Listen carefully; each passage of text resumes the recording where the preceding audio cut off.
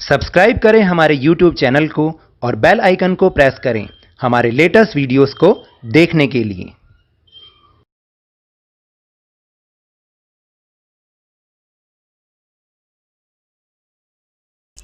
Hello and welcome to Lavneesh sir की class. आज की ये शिक्षा निदेशालय राष्ट्रीय राजधानी क्षेत्र दिल्ली की वर्कशीट नंबर 20 जो कि कक्षा 8वीं के विद्यार्थियों के लिए है। यह ली गई है सामाजिक विज्ञान के इतिहास विषय से, और इतिहास जिसमें हम आज पाठ 5 जब जनता बगावत करती है की चर्चा करेंगे। और इसमें भी हम जिस टॉपिक के बारे में आज हम चर्चा करेंगे वो है नीतियाँ और लोग, यानी अंग्रेज़ों की नीतियाँ और उनका रिएक्शन लोगों के द्वारा, यानी लोग उनकी नीतियों से खुश थे या नहीं थे, इन सब के बारे में हम समझेंगे। तो इसमें हम जिस टॉपिक के बारे में सबसे पहले चर्चा करेंगे वह है नवाबों की छिनती सत्ता, यानी नवाबों की जो पावर थी, उनकी शक्ति थी, उन्हें अंग्रेज़ों द्वारा, कंपनी द्वारा धीरे धीरे ख़त्म किया जा रहा था। 18वीं सदी के मध्य से ही राजाओं और नवाबों की ताकत छिनने लगी थी, यानी उनकी ताकत धीरे धीरे कम होने लगी थी। और 18वीं सदी का मतलब तो जानते हैं ना, 18वीं सदी का मतलब है 1700 से 1799 तक का समय, और उसका भी मध्य मतलब 1750 के बाद। अगर आपको याद हो तो 1757 में जब नवाब सिराजुद्दौला की हार हो गई थी, उसके बाद से अंग्रेज़ों की ताकत धीरे धीरे बढ़ रही थी, उनका हौसला बढ़ता जा रहा था। तब से धीरे धीरे वो नवाबों की ताकत उनकी कम करने उन्होंने शुरू कर दिया था। उनकी सत्ता और सम्मान दोनों ख़त्म होते जा रहे थे। बहुत सारे दरबारों में रेजिडेंट तैनात कर दिए गए थे।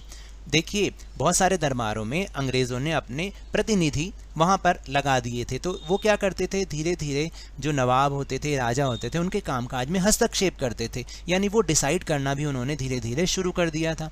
स्थानीय शासकों की स्वतंत्रता घटती जा रही थी, और धीरे धीरे उनकी स्वतंत्रता घटती जा रही थी।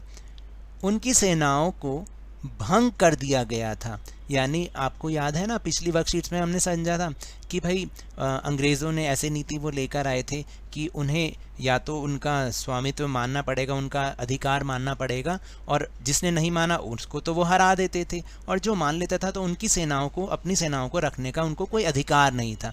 कंपनी को ही उन्हें पैसा देना पड़ता था और कंपनी उन्हें सुरक्षा प्रदान करती थी।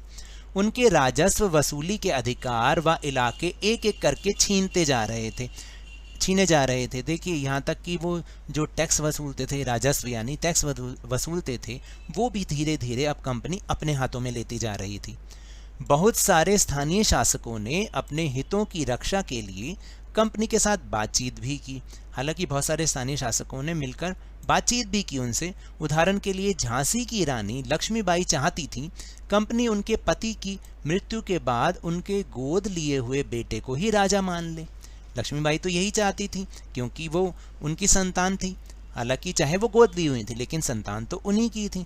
लेकिन किन्होंने, कंपनी ने ऐसा नहीं माना।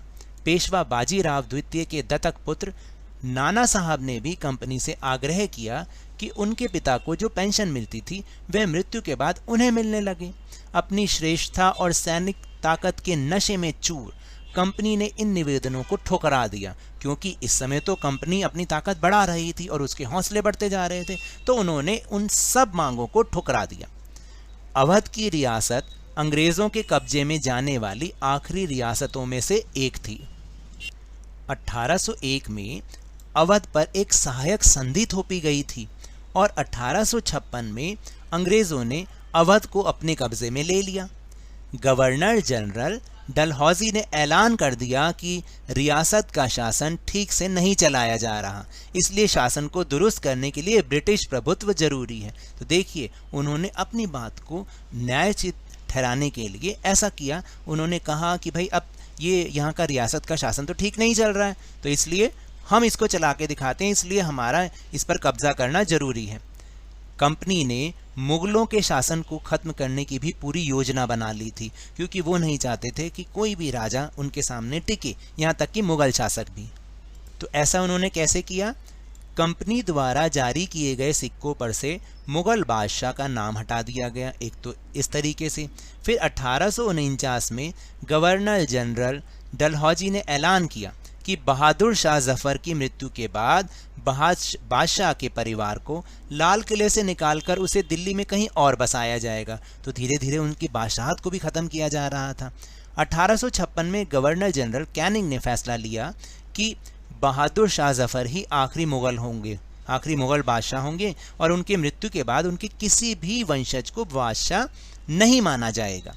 उन्हें केवल राजकुमारों के रूप में तो मान्यता दी जाएगी, लेकिन बादशाह नहीं माना जाएगा, क्योंकि अगर बादशाह माना जाएगा तो फिर क्या होगा, जनता फिर उन्हीं के हक में रहेगी, तो कंपनी की कहाँ से सुनेगी। इसलिए उन्होंने ऐसा किया। फिर इसके बाद जो नेक्स्ट टॉपिक जिस पे हम चर्चा करेंगे वो है किसान और सिपाही। यानी किसान और सिपाही भी उनकी नीतियों से असंतुष्ट थे। कैसे थे वो जानते हैं। गांवों में किसान और जमींदार भारी भरकम लगान और कर वसूली के सख्त तौर तरीकों से परेशान थे। बहुत सारे लोग महाजनों से लिया हुआ कर्ज भी नहीं लौटा पा रहे थे। इसके कारण उनकी पीढ़ियाँ जो हैं, पुरानी ज़मीनें, उनकी पीढ़ियों पुरानी जो ज़मीनें थी वो हाथ से निकलती जा रही थी, क्योंकि वो कर्ज नहीं लौटा पा रहे थे। कंपनी के तहत काम करने वाले भारतीय सिपाहियों के असंतोष की अपनी वजह थी। तो देखिए, किसान और ज़मींदार तो इसलिए परेशान थे क्योंकि वो जो उनकी नीतियाँ थी कर वसूलने की या लगान वसूलने की वो बहुत सख्त थी, और जो सैनिक थे उनकी असंतोष की अपनी अलग ही वजह थी। क्या वजह थी? वे अपने वेतन भत्तों और सेवा शर्तों के कारण बहुत ज़्यादा परेशान थे अंग्रेज़ों से। कई नए नियम उनकी धार्मिक भावनाओं और आस्थाओं को ठेस भी पहुंचाते थे।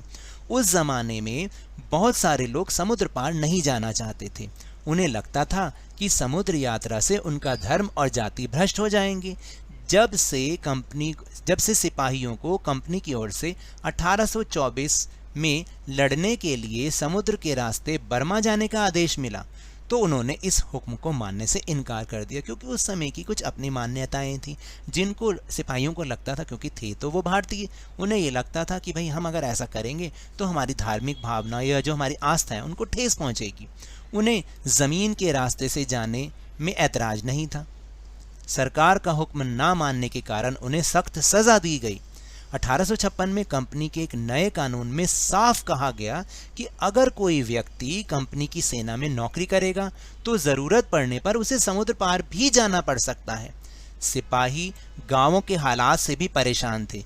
बहुत सारे सिपाही खुद किसान थे और वे अपने परिवार गांव में छोड़कर आए थे, लिहाजा किसानों का गुस्सा जल्द ही सिपाहियों में भी फैल गया। तो अब आपने देखा कि किस तरह से किसान और सिपाही, जो कि बहुत इम्पोर्टेंट लोग थे उस ज़माने में भी, लेकिन वो भी उनसे बहुत परेशान, ख़ासतौर से सिपाही तो बहुत ज़्यादा परेशान थे।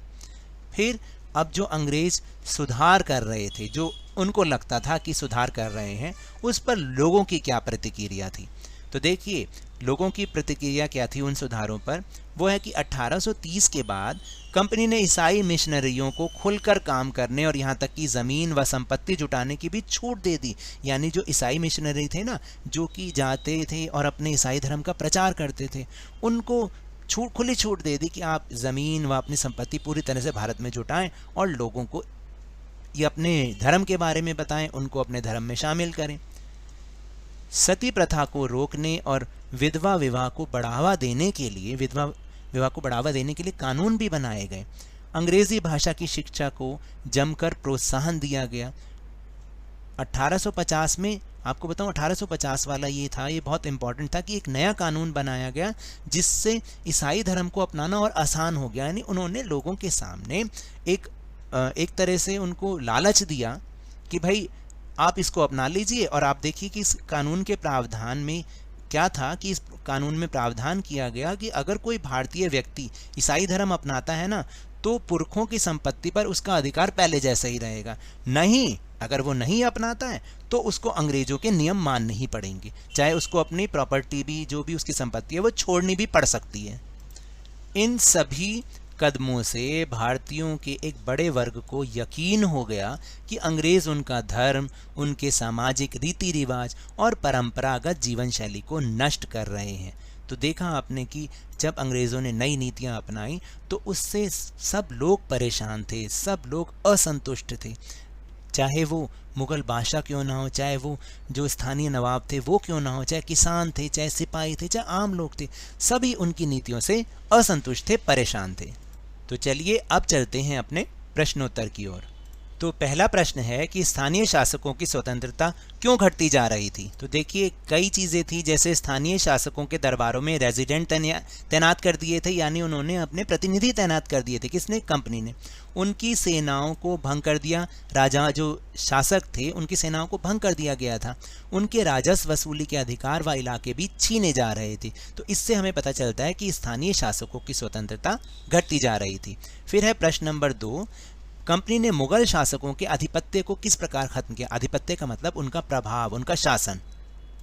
तो इसका उत्तर है कि कंपनी द्वारा जारी किए गए सिक्कों पर से मुगल बादशाह का नाम हटा दिया गया, एक बात। दूसरा, फिर 1856 में गवर्नर जनरल कैनिंग ने फैसला किया कि बहादुर शाह जफर ही आखिरी मुगल बादशाह होंगे और उनकी मृत्यु के बाद उनके किसी भी वंशज को बादशाह नहीं माना जाएगा। तो इस प्रकार कंपनी ने मुगल शासकों के आधिपत्य को खत्म किया। तो ये इसका उत्तर हो सकता है। प्रश्न नंबर 3 है कि कंपनी के शासनकाल में सैनिक और किसान क्यों असंतुष्ट थे। जैसा कि अभी हमने समझा भी था कि गांवों में किसान भारी भरकम लगान और कर वसूली के सख्त तौर तरीकों से परेशान थे और सैनिक अपने वेतन भत्तों और सेवा शर्तों के कारण परेशान थे। कई नए नियम उनकी धार्मिक भावनाओं और आस्थाओं को ठेस पहुंचाते थे।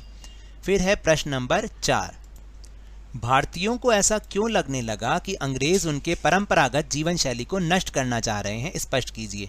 तो देखिए मैंने ऊपर अभी आपको समझाया भी कि 1850 में एक नया कानून बनाया गया जिससे ईसाई धर्म को अपनाना और आसान हो गया था। इस कानून में प्रावधान किया गया था कि अगर कोई भारतीय व्यक्ति ईसाई धर्म अपनाता है तो पुरखों की यानी उसके जो पूर्वज हैं उनकी संपत्ति पर उसका अधिकार पहले जैसा रहेगा।